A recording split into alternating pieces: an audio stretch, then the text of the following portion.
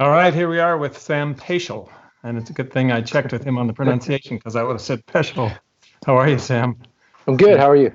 Good. And so you're the CEO of Zero, and you've been there 4 years? 3 years this past February, so a little more than 3 years. And right now you're holed up homeschooling. You're homeschooling dad in Vermont. I am. So, and when you're CEO, you've picked some pretty great places to live in your life. Vermont, you were in Park City for a while? I was Park City for 4 years. So actually, I've done this loop of the United States where it was. I went to university in Philadelphia. Phenomenal city, but not as fantastic as some of the other places. Mm-hmm. And then lived in the Bay Area. I lived in Santa Cruz for a number of years. Left and lived in Vermont for 12, and then moved to Park City, Utah for 4 years. Mm-hmm. And now I'm back in Santa Cruz again for the last 3 at Zero. Yeah, that's cool. And you've been a motorcyclist since, well, you were for a while when you were 8, and then your bike got taken away because you laid it down the gravel or something like that. Yeah, I had a Suzuki RM80, and we took it to my uncle's farm in Wampum, Pennsylvania. I grew up outside of Pittsburgh, and Wampum is in the middle of nowhere, in Pennsylvania, and there was a small farm.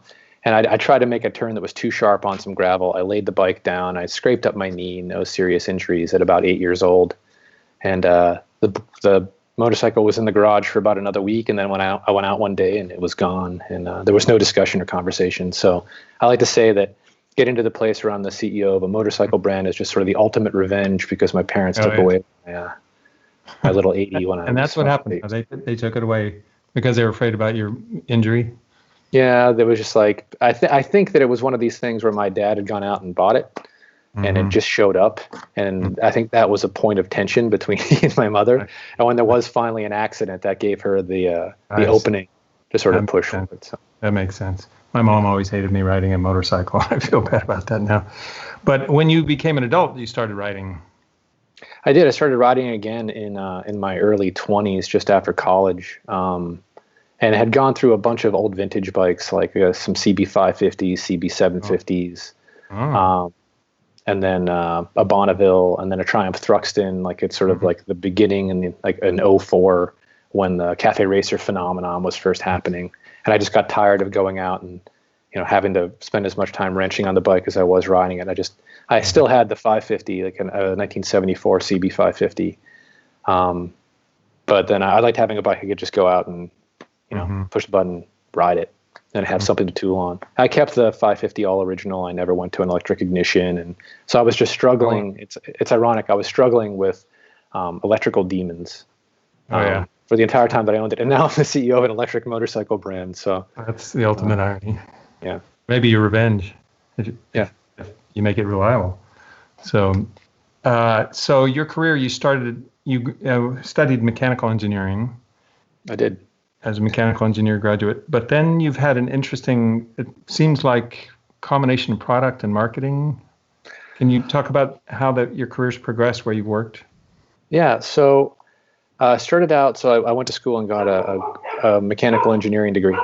And I actually had a concentration in biology as well. So a lot of like vert physiology, kinesiology, and what I really decided, I was a multi-sport athlete in college, and I really wanted to combine what was going on from an engineering standpoint and my passions for sports. And I felt like, well, if I could work for a company that made products that I was passionate about, sports equipment, and now motorcycles, it'd be a fantastic blend of figuring out how things come together and how these products work, and stuff that I actually really liked and liked being around. So after college, I got a job as a design engineer for Bell helmets, mostly on the bicycle side. So I worked for Bell Sports, Bell motorcycle helmets for I think 7 years in the Bay Area. That was my first job out of school, and I got into the role and very quickly realized that I didn't have all the tools to be a great design engineer. This was before they would teach CAD CAM, so I came in with no computer-assisted drafting skills, a lot of analytical skills. And went through a series of roles at Bell where I was a design engineer, and then I worked in the test lab sort of helping to draft the certifications for helmet testing and validation. And and also was on the committees to write some of the standards. And then from there, ended up in a manufacturing engineering role, which took me all over the world to sort of figure out how to solve problems and source products. And then I think I really found a niche there at sort of getting things made and understanding how they were made and developed. From there, I left Bell and started my own design and engineering consultancy with a friend, where we would go and just sort of help companies that were trying to make their way into some different sourcing environments, develop products. And after doing that for a short period of time, I got recruited by Burton Snowboards to come in and run their helmet and accessories divisions. And that was really the time where I took off my engineering hat as a pure engineer and leveraged this understanding of how to get things made and what it costs to build these products. I got to leverage that to get a job that was actually now running a business making some of these products. And I knew a lot about the product and how to get it made. I knew how to negotiate the costing of it. And I'd get questions like, hey, how do you think we're going to drive margin? Or, that were more P&L based as a business director and manager.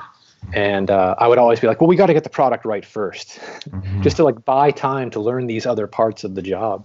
And then at Burton, I had a series of jobs. I started out in their helmets and accessories division, and then I got the opportunity to run the snowboard binding division, which is one of their 3 big divisions.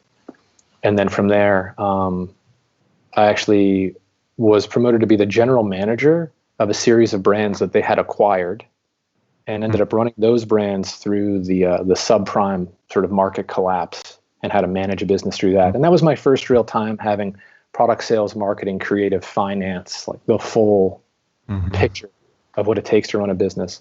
And I realized I loved the breadth and depth of that job, that I'd kind of found what I wanted to do in some form for the rest of my career. And then got an opportunity while I was still at Burton to move into the vice president of marketing, or the EVP of marketing role for a really well-respected brand with a passionate user base in snowboarding. The day that I walked in with primarily an engineering hat on and somebody that had come from that background, going from that to being the vice president of marketing for that same brand.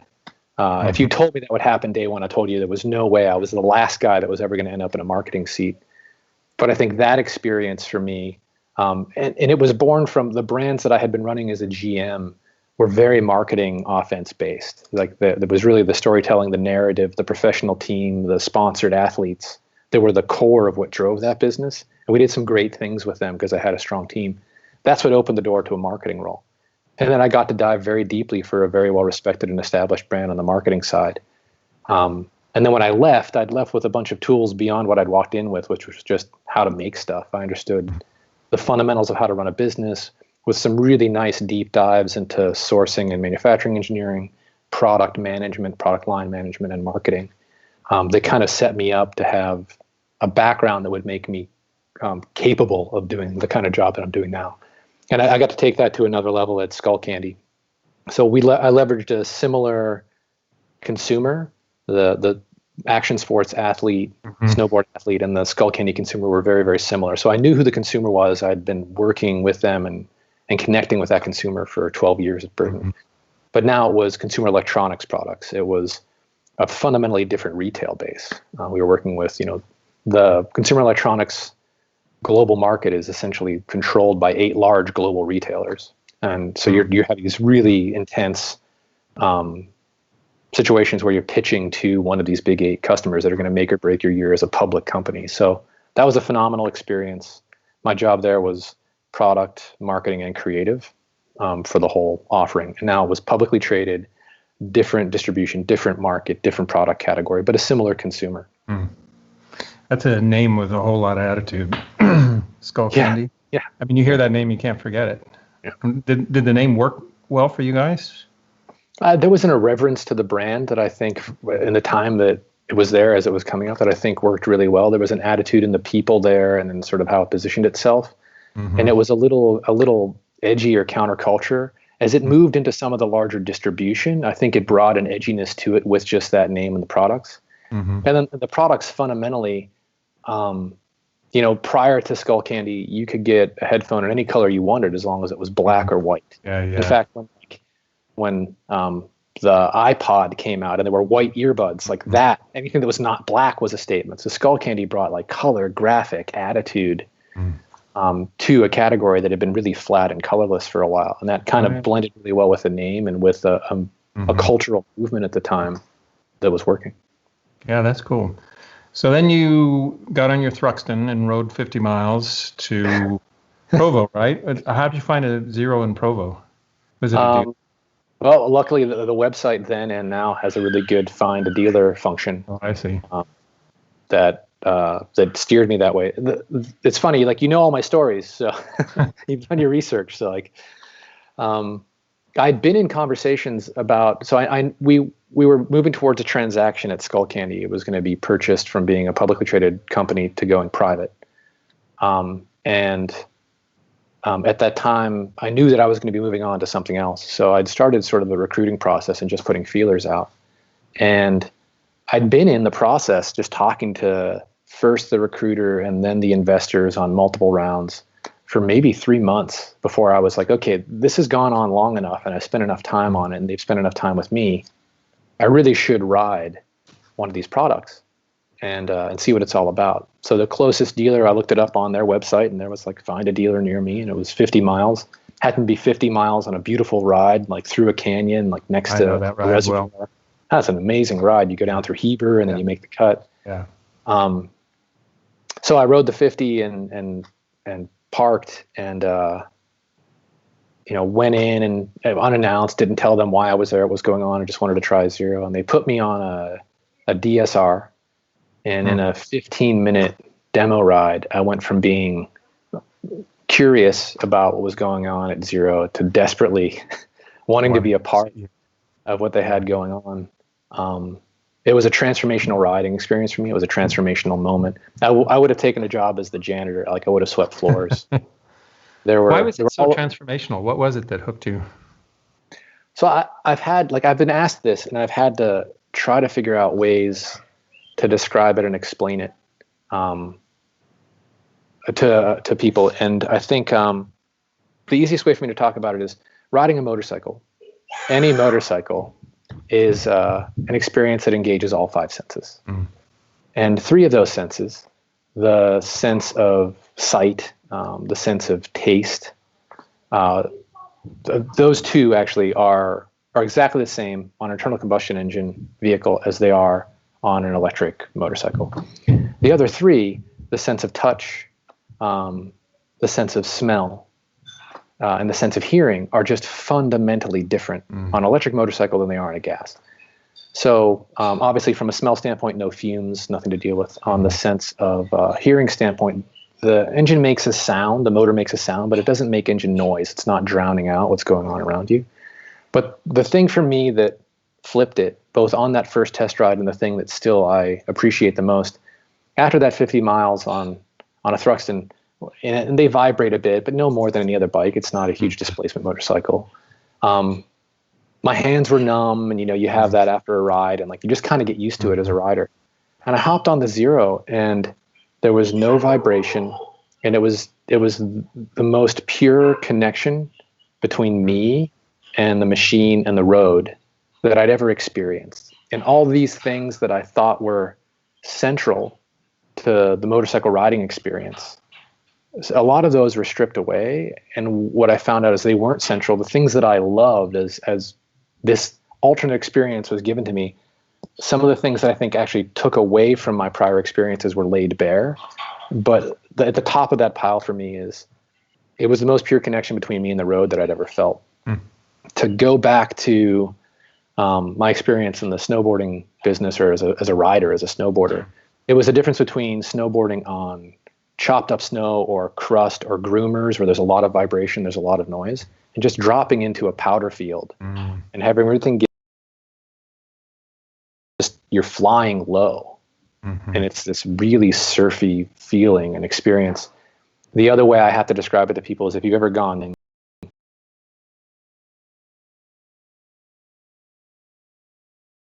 the outboard motor and the whole boat stops vibrating, and it just kind of gets pulled along by the wind, and now conversation is easier, and like there's this like tension that just gets stripped away.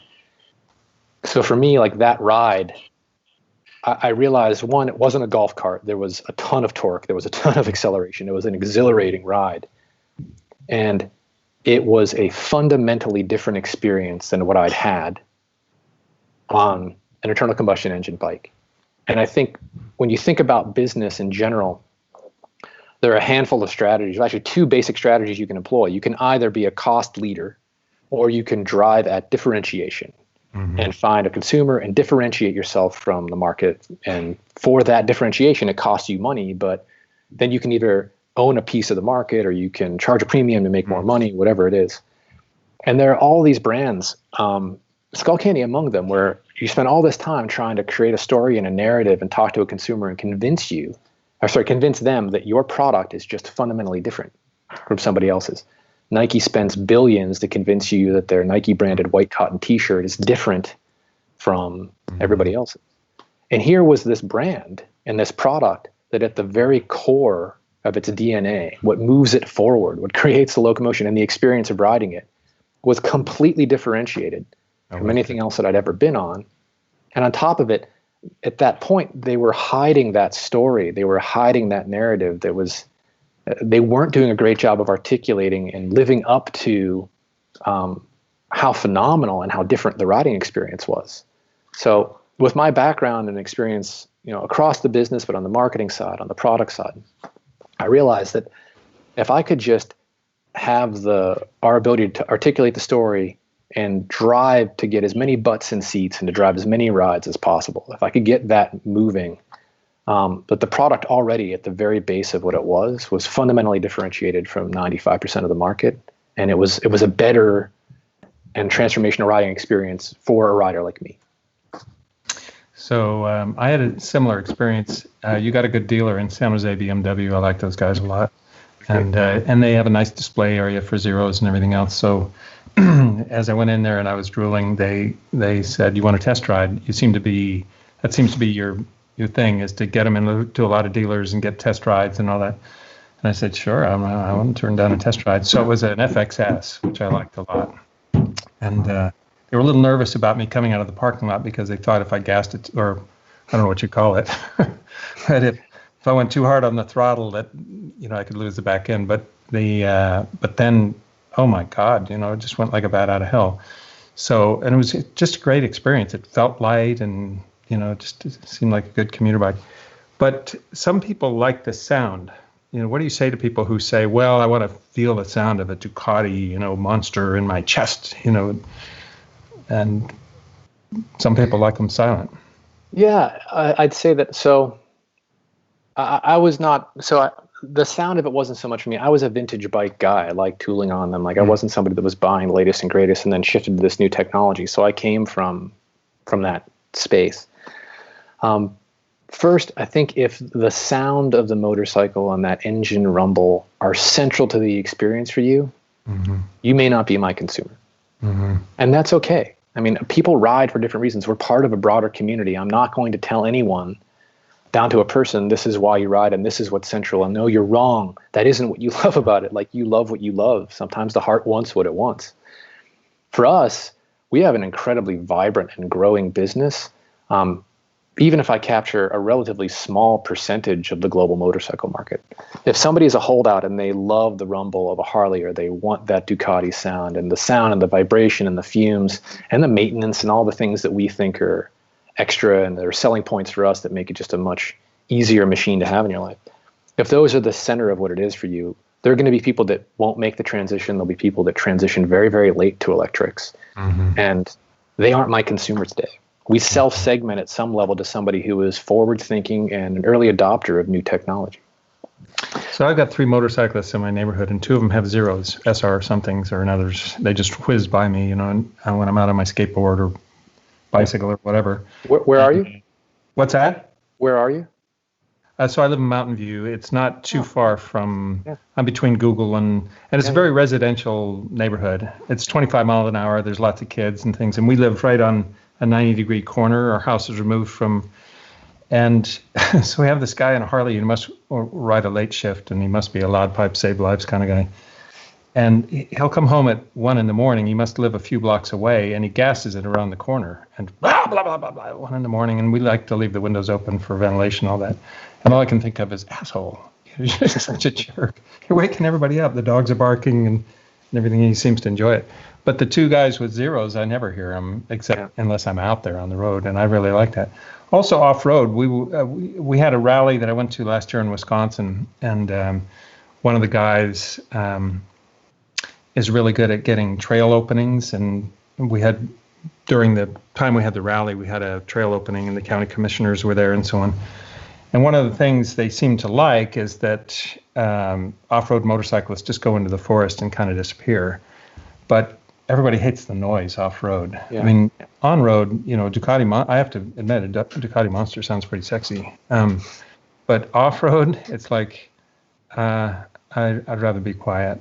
So, hey, Paul, I forgot to upload images to show. I wonder if I share my screen, if I get to see something. Let me see if... does that work? Are you seeing? All right, can you nod up and down? I can see it. I don't know if other folks can. Oh, I see. Okay. Paul's saying no, so I'm going to stop sharing. Am I better now?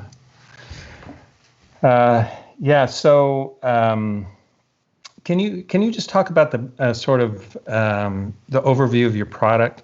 There's a lot of so I'm going to reveal a little bit of my bias here. I really like names like Black Forest and Bonneville and Monster and Tesla Cybertruck. But I'm a little.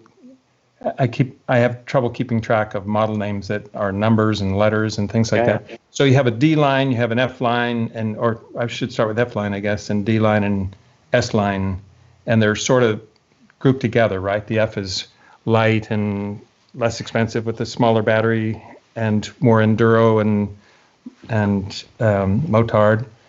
And then, anyway, take it away and tell us what you got. Yeah, it took me a minute when I came into. One is like searching and clearance for names in the category is actually really, really challenging, especially for a small brand. So, and when I came in and we started talking about how we do the naming, we felt like there were some bikes that like we were a leader in the space. We sell more full-size electric motorcycles every year than all of the electric competitors combined. So if there is an iconic motorcycle on the market, the SR would be it. So I just think about it as we have a range of street motorcycles, we have a range of dual sport motorcycles, and then we have these sort of enduro and super motard that are built on this platform that are the FX and FXS. We'll hold those aside for right now. But fundamentally, you come in, and if you want to ride on road, it's the S line. So we have the SRF, which is the new flagship that we launched a little over a year ago, pinnacle bike for us. We have the SR, and we have the S. And we've simplified that line a lot around battery capacity and range. That sort of those two go together. So we have those models, and then we have the dual sport line of the Black Forest sitting at the top, which is the sort of fully equipped all the accessories. The Black Forest is a version of the DSR, and then we have the DSR, and then we have the DS. The Black Forest looks so badass, by the way. As soon as I saw that, it's like, oof, that fits our audience really well too, with being an adventure bike. It's funny. That was one of, and it's interesting as a global brand. That bike was the brainchild and was actually first launched in Europe as a Europe-only model. The European team looked at it. They looked at how the consumers were engaging with the motorcycle, the accessories they wanted most often, what the needs were from a comfort and a seat standpoint. And they came to us and said, like, we'd love this new pinnacle model on the dual sport side. We believe we can be successful with it. And we launched it for the first year as a Europe-only model. And the response, human beings are pretty predictable. You absolutely want the things that you can't or shouldn't have. So as soon as people in the States heard, that's a European-only model, you can't have it. Like, oh man, the requests we got from a really rabid fan base drove us to launch it as a global model last year. And we actually, the very first event that we did in the Black Forest, in the Schwarzwälder, which is like the German riding area. That's where the first press event of the bike launched. So where the name had come from. So if it looks like I'm distracted, I'm not. I'm listening very intently, but I wanted to upload the photos to Paul that I had forgotten before to show off your bikes because they're getting to look pretty badass now. Thank you. So,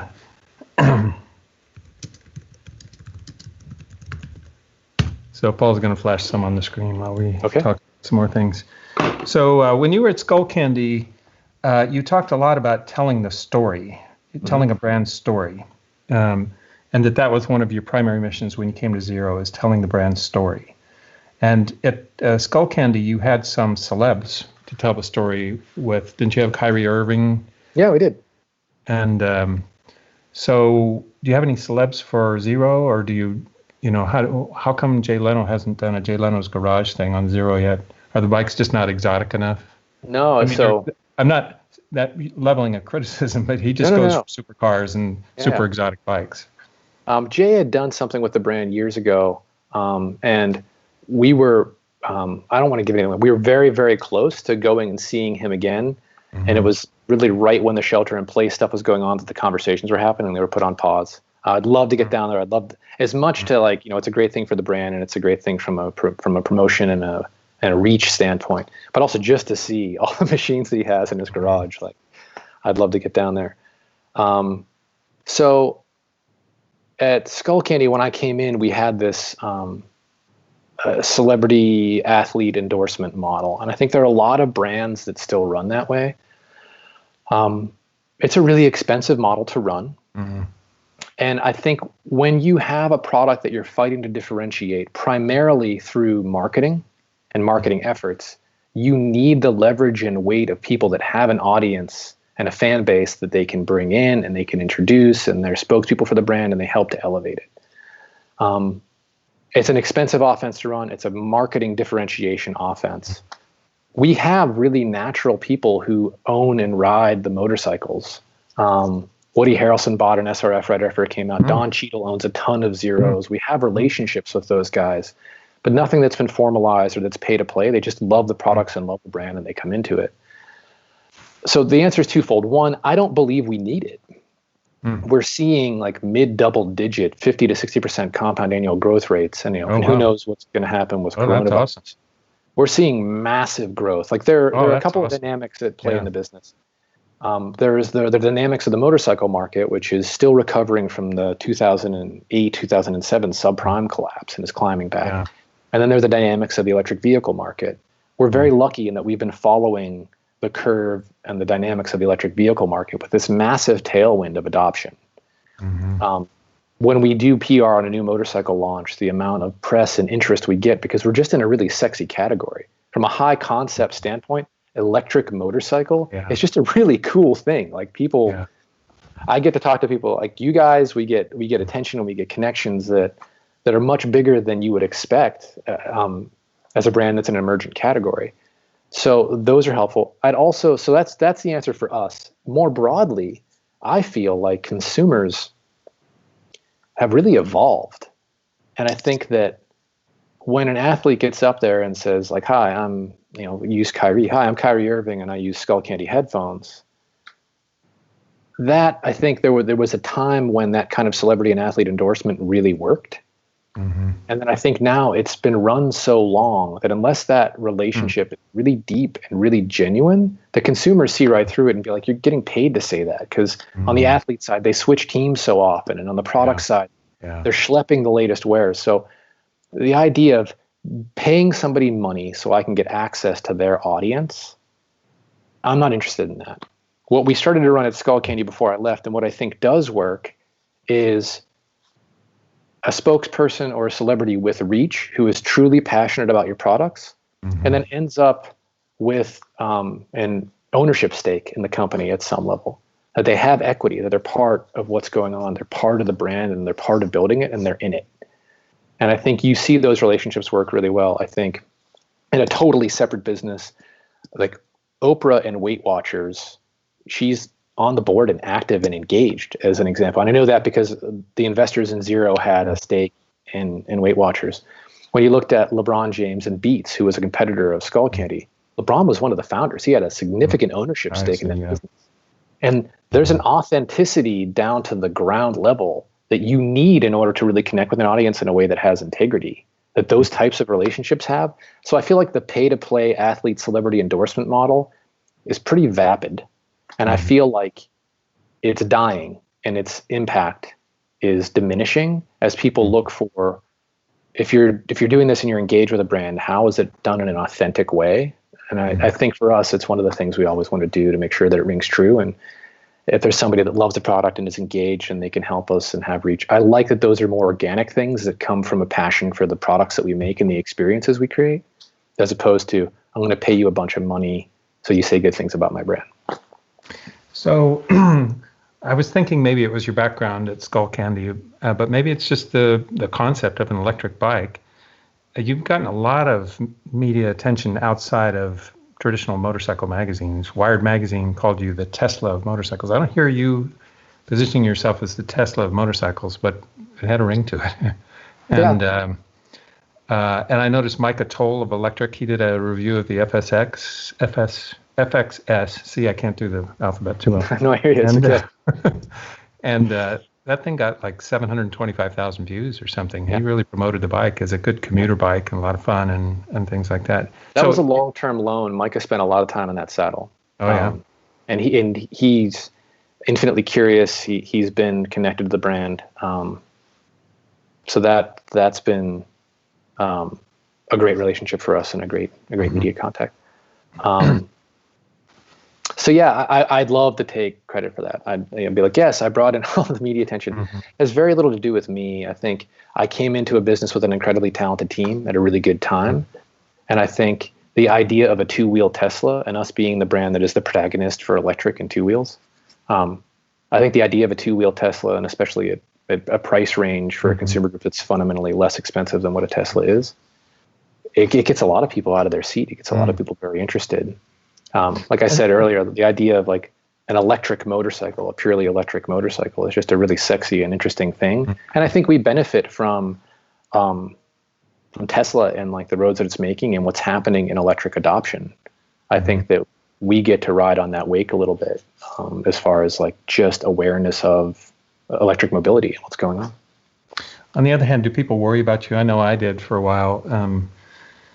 You have a pretty big financial backer, but you know, like Alto went out of business, and it just seemed like it was hard going for quite a while with electric motorcycles, and you don't release your numbers, and so we didn't really know how they're selling and so on. Yeah. It sounds great that it's growing and everything else, but do you think that's? I'm not sure what question I was going for, but I know I had the feeling like I need a little comfort if I'm going to shell out. To know they're going to be around. Yeah. And what would you say to that? Yeah, I mean, there's a history of Mission, Alta, Bramo. There have been a lot of brands that came in and were making headway. We've been in it for 14 years. So one, there's the stuff that I don't know how well it's going to translate to a consumer group. We have an investor that's been in it for a very long time, and they have a ton of capital, and they're strong believers in the idea of making an investment over a long period of time to transform. I think you told TechCrunch $250 million or something like $250 to $300 million to cross that chasm. Wow. That's what it's going to take.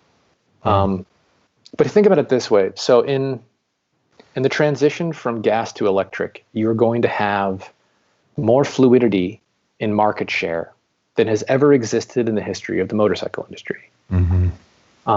And they're going to be on this side of electrification. There are going to be one set of winners and losers. And I'll tell you that having worked with a team that spent 14 years solving these problems technically and with an engineering background, these are non-trivial problems to solve. Making sure that when you get on a motorcycle that has this much torque, 135 foot-pounds, and the top, over 110 horsepower, top speeds, and 125 miles an hour, and you twist that throttle, you need to have a very reliable and consistent response from the motorcycle. And to have that happen at high states of charge and low states of charge, at high temperature and at low temperature, and in all of these corner cases, it takes time in the field to sort of sort that out. So these are non-trivial problems to solve, and you have one set of winners and losers on this side of electrification and a totally different set of winners and losers on the other side of electrification. Would you rather be a couple of years early in developing a mature and reliable product for that transition, or a couple of years late? And yes, there's a lot of money that you need to invest, $250 million to get to a mature product at this point. And the timing's really good in that adoption is happening and accelerating. the money it would take you to capture the market share that you can get now in that transition for an $8 billion global market, you'd spend a lot more of that in marketing to get the 20%, 30% of share in a rapidly growing transportation space and motorcycle alone. Those are the fundamentals of the investment thesis. And so that's one thing to say. If you were considering buying a Zero motorcycle today, what I would say, and my very sort of off-the-cuff answer is, after spending 14 years developing the technology and the brand to this point, as we're on this ramp now and infrastructure is exploding in a positive way with all these level 2 charging stations, and Tesla's pulling people forward and adoption is going through the roof, and we're growing at 50 to 60% compound annual growth rates, I don't think this is when an investor says I'm out. I really don't. We're diminishing the burn rate. We're seeing an acceleration in adoption of products. You just saw us launch in 2 years in a row 2 groundbreaking brand new motorcycles. You're not making those investments in the next generation platform if you're somebody that's stumbling or about to go out of business. So we're getting a lot of questions in the chat. They look like pretty interesting questions. Sam I see Jones, them popping up, but I don't know how to cut in. So I'm happy to answer anything that. I'll just ask you. Sam Jones is asking how battery development is coming along. Tesla talks about battery development a lot and wonders where your head is. For us, battery development, we've been on a cycle and we're a little behind on it where we're introducing a new chemistry every 2 to 3 years. So one of the fundamentals of the business is that from a battery standpoint, so it's a really good question from Sam. He asked essentially, what time is it? And instead of just telling him the time, I'm going to build a little bit of a watch. So you're going to have to hang with me for a minute. To believe in the future of Zero motorcycles, you had to believe in a handful of things. And this is why I took the role. Number one, you had to believe that electric vehicles were going to grow as a percentage of global transportation. Number two, you had to believe that motorcycles would be a part of that transition. Now, 3 years ago, that was if motorcycles go the way that cars go, you guys might have a really good run. And now it's a question of when. Third, and this is something that I didn't really know until I got into the interview process, is that there's this very natural tailwind of an 8 to 10% improvement in energy density and power density, which gives you performance improvements and range improvements. It's happening on a biannual, every 2 years or so basis. You're going to see that continue to run for another 3 or 4 cycles before you get to some of the limits of physics. We have a phenomenal chemistry cell supplier. We work very, very closely with them. And before we launch any new batteries, we make sure that we go through a full validation process and we understand from an algorithm standpoint, how is that battery going to behave at various states of charge? And how is it going to behave as it ages? We've got to artificially age the battery to see what happens and what kind of impedance we get and what kind of performance you get over time and what you can lose as range. We're constantly working with that supplier on better and better chemistries and better products. Beyond that, if I were to announce hey, we're going to launch a new chemistry on this date or this year or that year, I have the potential of freezing the market. I'd say that, and where I think we've gotten to on batteries, people want to get to a certain level, but the average commute or recreational ride globally is typically less than 100 miles. And even sort of maxed out, our largest capacity motorcycles now will easily handle that round trip. And that. Now, if you're going point to point, and we had talked about this sort of before we went live, if you're going point to point, you want to grab a bug out bag and go out the door and not really think about it. An electric motorcycle for a long adventure ride and point to point ride with no planning may not be for you. If you're willing to do some planning, which generally you do for those kinds of rides anyway, we have people that have ridden across Africa. We have people that have ridden around the United States, done cannonballs run. I'm not sure what the plural is. So we have people that have done that and do it really successfully and have amazing adventures. And the charging isn't generally one of the things that trips them up. So where I think we are is the range in a single charge for most of the uses is really, really good. I think what you're going to start seeing happen about 200 miles. And now that's at limited, that's like 35 to 40 miles an hour. Yeah, if you get on the freeway, it's less. And actually, the largest determinant of range on an electric motorcycle is speed, because it's really aerodynamically inefficient. You're pushing a human torso through the air. So the faster you go, the more you're going to chew up battery. I think what you're seeing is we're going to get to this pivot point. We're going to continue to always want to be leading in battery capacity and usable range in the vehicles. We'll always continue to bang away with that. It's a constant churn. We never hit a finish line on that. It's fundamental to our business. We're above a range now where these vehicles are charging much faster and have, up to 200 miles of range in the city. Call it 120 at freeway speeds of 65 miles an hour ish. Charge speed and infrastructure availability are much more practical concerns for a consumer having a great experience on the motorcycle. This is for level 2 charging? For level 2 charging. And I think, there's going to be a time in the next few years where DC to DC fast charging becomes more important. You pick up a bit of speed on charge. I think the challenge now is still over 90% of the global infrastructure is level 2. And we are not Tesla and aren't putting our own superchargers out there in places. That's a huge public company cash chew up infrastructure investment. So we built motorcycles from the very beginning to be ridden and used in the real world. Right now, the best solution from a cost and charge speed standpoint is for us to max out what we can get from level 2, which lets our consumers take advantage of 90% of the global infrastructure. I wouldn't be doing my job. Our engineers wouldn't be doing their job if they weren't working on DC to DC fast charge and working to get that at a cost level where it makes sense for our consumers. Is that what's called level 3 or what's the deal? Yeah, it would be 3. Okay. So Vizian has a question. Is Zero going to come out with a budget bike?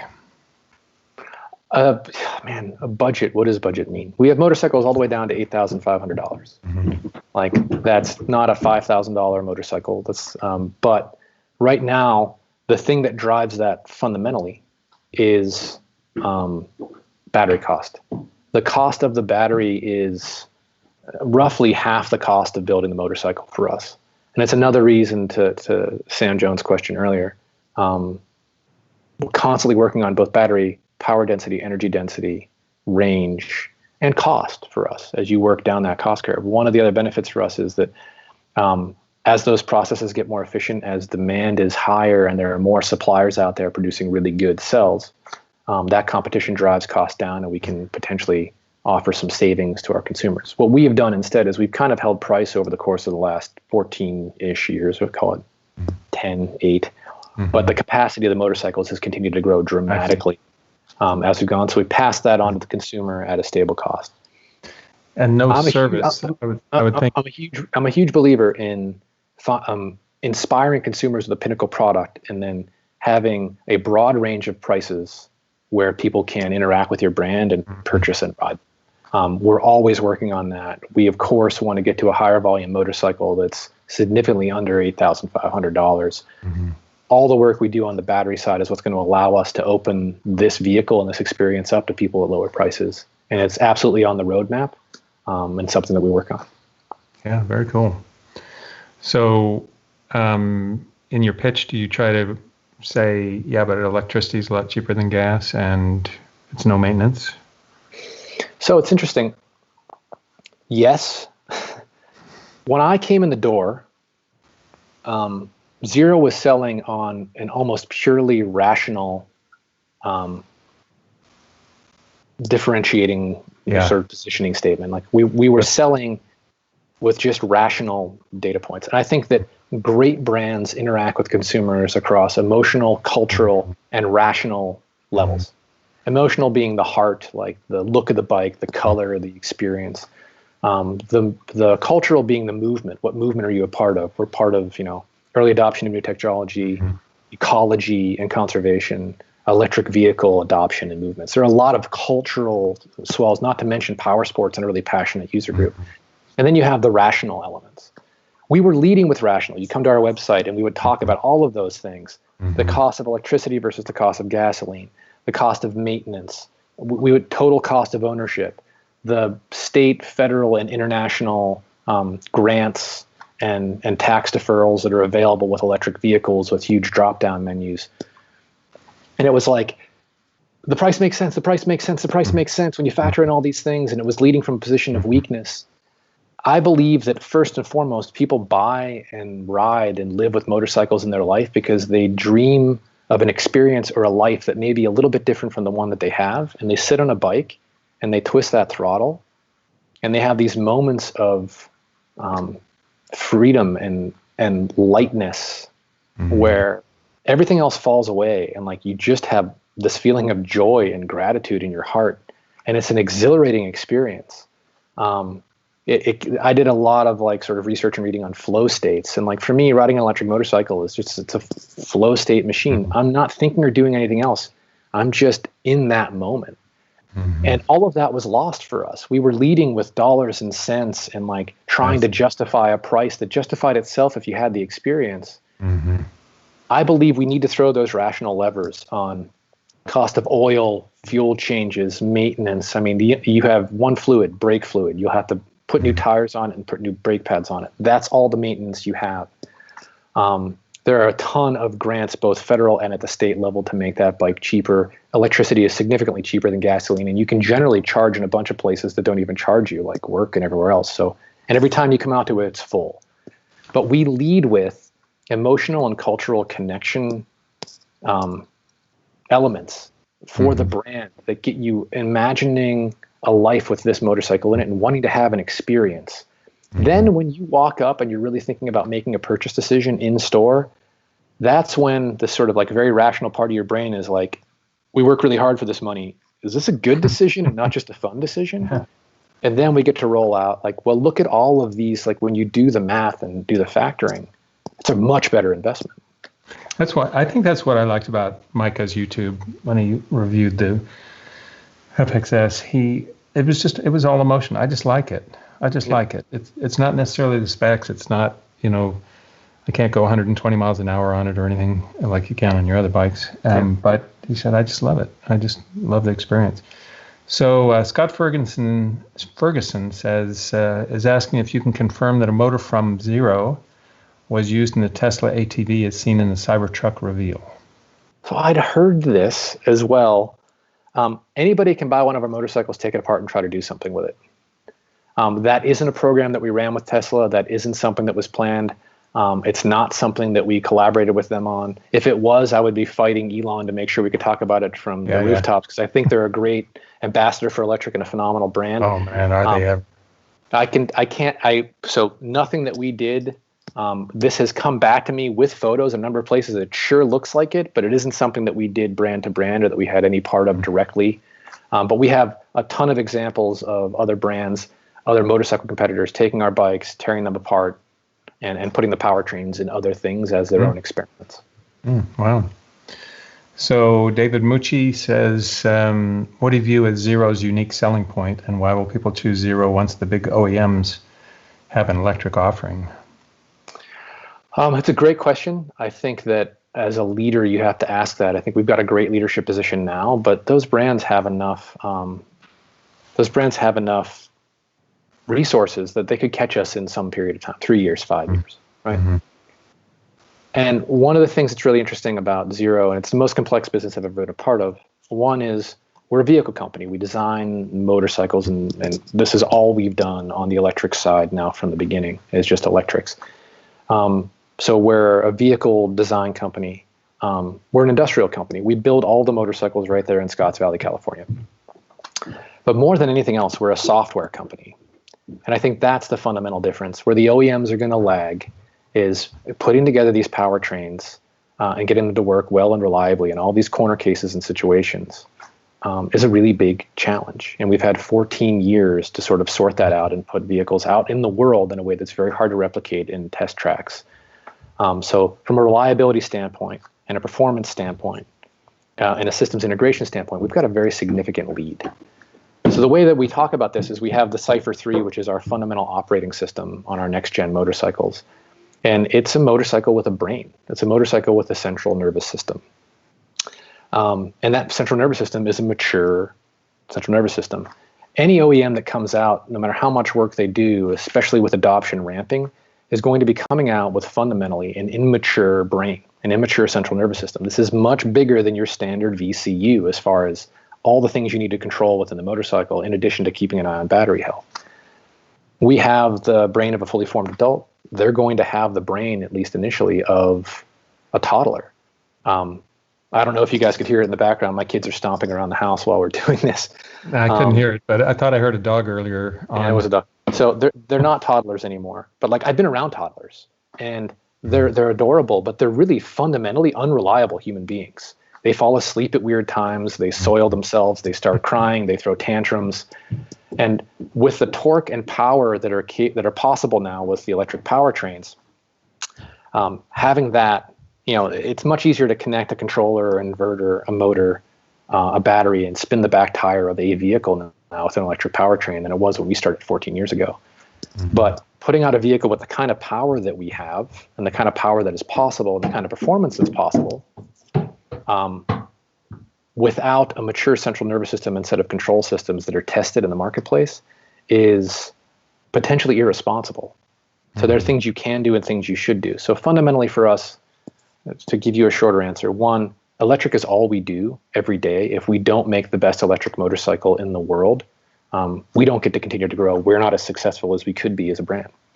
And number two, we've had 14 years and millions of miles of experience to fundamentally drive the central nervous system, the brain, Cipher 3 for us, of this vehicle in a way that is going to give you reliable, consistent performance and a reliable, consistent experience. And the problems you're solving there are so fundamentally different from what they're dealing with on the internal combustion engine side that we have a pretty significant lead for a while. So it's kind of like Tesla. To me, anyway, it looks a little bit like Tesla. I've always, a guy I know started Tesla, Martin Eberhard. I know Elon declares himself the founder, but Martin was there through the creation of the Roadster, and it's a nice car. And but then I got worried about them with the Model S, blah, blah, blah, and Jaguar's coming out and electric Mini Cooper and everything else. But they keep producing these great cars, and the cars are just so damn good. Everybody buys them. The Model 3 is just awesome. So, I think you're also seeing, I think automobile companies understand what's at stake. And as they've gotten under the hood, so to speak, and really tried to figure out how to compete with Tesla and somebody that's been living in a pure electric world for the whole time, they realize that they're not going to catch them in any short period of time. That the types of challenges are not just different in degree, they're different in kind as far as what you're dealing with, and the expertise you need and the types of teams you need are really, really different from what they've done. I think the other thing they struggle with is sort of the innovator's dilemma, which is they're obsoleting their own product line, which they have a ton of infrastructure and factories built up, and all of their margin sits in, and all of their sales sit in. So they have to come at it a little bit balanced as far as like, how much do we want to replace our very mature and very profitable internal combustion engine business with electrics that aren't as well known. So they're in a really weird spot. I think the other thing to look at is how successful have other automobile companies been at dethroning Tesla. And then from our standpoint, we had a major competitor in Harley that launched, that teased it years ago and then launched a bike. Was that good for you or bad for you? So there are a couple of answers to that. One is, and I think the fundamental answer is, a rising tide lifts all ships. We have been the protagonist and leading the charge and been the brand that defined there's one thing to say that you're the leader, but we're the brand that defined the category of the high performance electric motorcycle. And we've been carrying that load and being the champion for it on all fronts and trying to build awareness on our own. We never expected to have the whole market to ourselves in perpetuity forever. That doesn't happen. So we've been waiting for a large competitor to come in and to join the fight. Any other competitor that's out there that wants to build a high quality and reliable electric motorcycle so that more people have that experience, beyond trying to build a great business, trying to transform what transportation is on two wheels, I welcome it. The more electric motorcycles there are in the world, the better place it's going to be. So I welcome that competition, and the attention that Harley brought to the space with their launch was phenomenal. Some of our best days on our website traffic are the days that Harley launches and announces. Oh yeah. And it was, I actually felt a little bad. Consistently in all the articles that came out, they'd be like, Harley, Livewire, this. Price tag's super high, the range is super low. Even the ones that were glowing would be like, but Zero launched the SRF and it's 10 grand cheaper and here's what's up. And it was just even when they got great press, we're 14 years of experience ahead of even the leading US-based motorcycle company. And I think there's some lessons there. Like, they'd put a lot of time, energy, and money into it. And these are just I applaud them for the effort. I think they're visionary for coming and trying to do it. I want as many brands that want to come into this space and compete with us to do it. It signals a different kind of competition, which will force Zero to elevate its game and continue to be the best electric motorcycle in the world. But the problems you're trying to solve are fundamentally different than the ones you've solved in the past. Yeah, that's great. I need you and McGregor to say, when they come out with Long Way Up, you need them to say, dang, I wish we'd done this on Zeros. So Jonathan Ong has a question. Will Zero create a race track bike? You know, there are a lot of things. We've done it. So not from a commercial standpoint. We've done like a flat tracker. A race track bike from a performance standpoint or a road track standpoint, those are very specific and specialized machines. And to do that well, I think you have to have a race program. And I think a race program is a great way to make a small fortune if you start with a large fortune. All of our time and energy and effort is spent on making the best commercial motorcycles for use in the real world that we can. We still have a burn rate. We're not profitable yet as a business. We're continuing to try to cross that chasm. Every day, every minute we're spent on, in the real world with these motorcycles, how do we make the best motorcycle at the best price we possibly can so consumers can come out there and have a commercially viable, amazing experience in the real world. At the same time, we did a Pikes Peak race, and like if you look at the cross-section of engineers in our company, there's a helmet on almost every desk, and we have a vibrant race culture inside of Zeros and some really fast guys. It is a passion point. It's a project. It's something we support at a grassroots level, and we do enter events. But the time, energy, and effort that we would spend developing a track bike or a high-performance motorcycle like that, I'd rather put into making the best commercial and consumer motorcycles in the world and use the passion we have as a business to continue to drive the limits of what's possible for us with our engineers, who are nearly all of them are racers. That's a great question. Okay. Yeah. So what about when battery tech improves, BBQ2DI4 as the username. Okay. Well, they're going to start talking about a specific battery technology, and I was like, you have outstripped my technical knowledge. I'm like, I don't know what BBQ is. Yeah, what about those BBQ batteries? Anyway, great. As battery tech improves, will newer batteries work in older bikes? Yeah, so we make everything forward and backward compatible on all of our chemistries. As long as our powertrain is seeing 102 volts nominal, they work fine. And we've done a number of battery chemistry changes. As we continue to improve, all of that stuff needs to be forwards and backwards compatible, and it is. Okay, cool. Like even if in the future somebody came, like, there's been a lot of talk of carbon capacitive batteries and what those could mean. And like you would expect to see those on concept vehicles, and they're not there yet. So like there's nothing out there, even in the concept space, that feels like it's going to supplant lithium ion in the near or midterm. Not really. You would see that rumbling even at very high exotic costs for these multi-billion-dollar automobile brands. You're not seeing it, which says we're in lithium ion for a bit. And it's going to continue to improve at that 8 to 10% level, which is great. No in the fuel future, cells, no hydrogen fuel cells. Hasn't really made the dent. And if you look at that, and it's like the argument between high def DVD or Blu-ray, like lithium ion is one for this round. Like it is. But in the world where carbon capacitive happens and it becomes cost effective and we can adopt it, I don't care what the battery is. As long as I can drive 102 volts nominal into my system, I am forward and backward compatible and technology agnostic. And there will be a day very far in the future where we look back at lithium ion and we're like, wow, that was like leaded gas. So, yeah. So we should wind down. We advertised an hour. It's been 59 minutes. Do you think there's going to be a tipping point? By the way, fantastic conversation. I really appreciate it. I love it. I can tell our users love it too. I love the questions coming in from the user group. I appreciate them. I think they're all really good questions. This is awesome. Yeah, good. I might say to some users, I've always been curious about what the inside of your factory was. In fact, I talked to, or David did, talk to... Willy Wonka's? Yeah, well, TechCrunch, you actually allowed TechCrunch in there, and they had an aerial camera, and they kind of scooted around fast, so I guess they didn't reveal any secrets or something. But it looked like, I mean, you got there were 140 people in the factory or something like that. That's about right. Yeah, it looked like a pretty advanced operation. So so no robotics. I think that the investments on that front that Tesla has done, those are huge investments at volumes that we're not at yet. The idea of automation for automation's sake isn't appealing, but automation as it makes a more consistent and better product at volume does. We do a lot in not a huge space. We're building in the Bay Area, and real estate's at a premium. But we have a phenomenal and dedicated team that make amazing motorcycles, and they've done a great job of.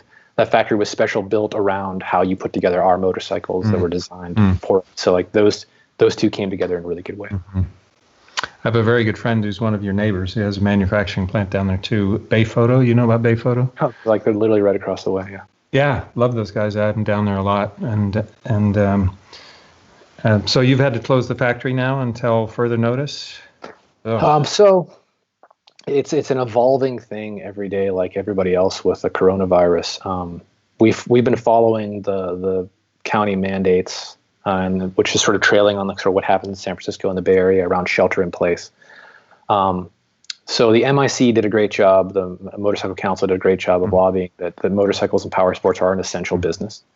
So at a federal level, we've been deemed essential. We have a fleet and authority and police bikes that we do build. And actually, there was a CARES Act grant of $850 million that went towards equipment for the prevention of the spread, the response, and the recovery to COVID-19. And we have 6 grants that are in process and pending for that, as well as a bunch of other first responder and fleet motorcycles. We have continued to operate after we got clearance that we were considered an essential business, and talked to people from the county and talked to people from Scotts Valley. But we're doing it. So like, what can you do and what should you do? We're doing it in a way that we have temperature checks before anybody checks in for a shift. We're running a skeleton shift and keeping people much more spaced out than they ordinarily would be. The production volumes are significantly lower and focused primarily on those first responder products and vehicles that may be helpful in the crisis. Even when we went out and looked, told people like, hey, this $850 million of CARE Act money can be used for this equipment. Of course, you should defer to PPP and ventilators and things that are on the front lines of response to the health crisis. But these vehicles do have use cases that we can see emerging that would be really, really useful for crowd disbursement and this, and this. So not a hard push in trying to make a grab for it, but making sure that if it's helpful, as we're all kind of coming together, that we're making those vehicles available. So we've continued to run, but only the production line right now that was responsible for the police motorcycles and for the first responder stuff, and in a way that was fundamentally much more spread out. We've also spent the time just getting on the offense on reorganizing the warehouse, reorganizing the production line in ways that we move very slowly, but we have a skeleton crew in there that's cycling through day to day to get ourselves ready for when it turns back on. In the last 18 months, the largest challenge I've faced as CEO is that we couldn't produce enough motorcycles to meet demand. Wow. Now, if I could pick a problem, challenge. If I could choose exactly, if you asked me to pick a problem, that's the problem I'd choose. But it's still very much a problem in the business. You spent 14 years to get to this point, and you have this opportunity now to really make sure that as many people that want to have this experience can get it, and from a business standpoint, to take advantage of the momentum. And we can't produce enough bikes. I bet that pisses off your dealers when they can't get stock. Especially Europe, which has been growing even at a more rapid rate than North America. And they've been phenomenally patient and amazing partners, and we take it super seriously. So we've used this time when we shut down to also, again, with safety first in mind, to reconfigure some of the production environment, to take on these projects so that when we come back, the efficiency level can be even higher, and that our throughput can go even higher, and that our takt time or the time at each station can drive down. So we've spent that time, we're generally, to use a metaphor, we're too busy cutting wood to stop and sharpen the saw when it comes to that operations environment. And we've been sharpening the crap out of the saw over the course of the last month or so as the shelter in place was in place. And we were working with some small. And you have like 200 dealers? 100 yeah, it's actually about 100 in a little less than 100 in North America, 100 in Europe, and then some distributors both in South and Central America, as well as some distributed countries in Europe. And then on top of that, we have almost exactly 200 fleet and authority customers where we sell police bikes to military, private security organizations, police, patrol. that are in there as well. So you've been so good. To thank you, I'll unselfishly offer to demo a Black Forest. And actually, we had arranged that, and we had a date set and everything else, and I was going to write a review of it. But I ended up with a conflict, and when I could get the bike, it was down in LA, and so we never made it happen. But as soon as I saw that bike, I loved it. I'm not that much into hard side cases and top cases, but the fact that they were black, they look so great. And the bike, we have nothing but time. I can get somebody in there. I'll make sure we have one in the showroom. We can definitely get a bike up. Now's a great time. It's a phenomenal social distancing activity. Yeah. Anybody that's listening, I'm assuming you're a rider, amazing thing to go out there. Like, don't be cooped up. Get out there, keep the rubber down. Like, especially around here in the Santa Cruz Mountains and the Coast Highway and everything else. I guess you get to commute to work on the Coast Highway, right? You go through Davenport. Yeah. And my kids would ask, like, why do you ride a motorcycle to work every day? And I'm like, it's like riding a roller coaster to my job. And they were like, it's so good. I know. So, somebody said at our Power Rump rally, dogs understand because they put their heads out the windows and they know the feeling. So absolutely. What do you ride to work? Do you rotate it around, or do you have a favorite? One of the reasons I took the job, man, is I have access to all the electric motorcycles I could want. So the SRS, which is our most recent launched motorcycle, it's a fully fared, sort of sport commuter bike, if you will. That SRS is just a more comfortable riding position. The fairing does an amazing job. It's the most beautiful bike we've made, in my opinion. I love it. It's like, the shiny new toy. My day-to-day bike that I love and ride, I love the FX. My commute's not that far. It's our Enduro. It's a really tall riding position. You can lane split in California. It's like I'm up tall. It's narrow. It's super light. If I want to be a bit of a hooligan, there are things that I can do on that I wouldn't do on a street bike. And honestly, it's one of the bikes that, not from a high performance standpoint, it's one of the bikes that you see a lot of the people at Zero do ride and love. So I more often like grab it and go and zip across town. I live in Santa Cruz, so I'm not going that far generally. I'm going to the beach or I'm going to the store, and I'll hop on an FX. But anytime I want to go further than like 10 to 15 miles, right now I'm going to hop on an SRF or an SRS. That's awesome. Well, thank you so much for being here, and that was fascinating. I'm told I need to thank Dan Quick also for behind the scenes. Absolutely. Yeah. Dan put all this together. If he didn't tell me where to go and who to talk to and what to say, I wouldn't get anything done. So Dan's a rock star. I really appreciate it. Well, I'm glad he got you on. This was quite fascinating. So for people who enjoyed it, make sure you press like and subscribe so you can get notified. We have the founder of Climb coming up. They make some pretty damn good gear. They make some great stuff. I just got a pair of their pants, like overs. Yeah, I did too. I did a big ride in Morocco, and I got a new jacket and pants, and loved them. So that place is on the list, man. That sounds amazing. Hey, let's get you set up on the Black Forest ride. I want to thank your viewers and listeners. Thank you guys so much for tuning in. It's gratifying to know that you're interested in what that entire team at Zero and what I have a chance to be a part of. What we're building. We love the interest. I love the questions. Thanks for tuning in. Yeah, good. It's good to hear from you. You've been a little bit. I thought you were a little press shy or something because I didn't see very many interviews that were very long of you. You tend to have your CTO talk during a product intro or something like that. So it was good to hear from you for the whole hour. Well, thanks. Abe, the CTO, he built most of it. So when it comes to that stuff, I mean, he's earned the spot to be the guy that gets to tell the stories. He's the Dr. Fauci of absolutely the whole thing. Exactly. Yeah. It makes me ask some questions about how you're casting me in and what role, but I'll take it. I didn't mean it that way. It's okay. No, I didn't mean it that way. But I could ask you who would you choose to play yourself on SNL? Oh, God. Yeah. Anyway, I don't know if people saw that skit, but it was funny. So anyway, thanks a lot. All right. Thank you guys very much. Take care. Everybody be safe. Stay healthy. Okay.